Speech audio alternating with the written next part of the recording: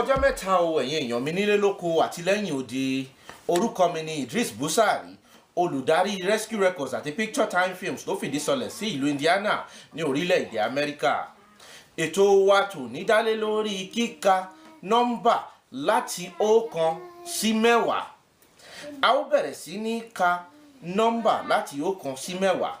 Ó yá ẹ jẹ́ á lọ. 1 ọ̀kan.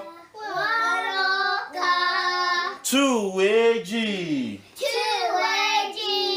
3 ẹ̀ta. 4 ẹ̀rin. 5 àrún. 6 ẹ̀fà. 7 èje. 8 ẹ̀jọ. 9 ẹ̀sán. 10 ẹ̀wá.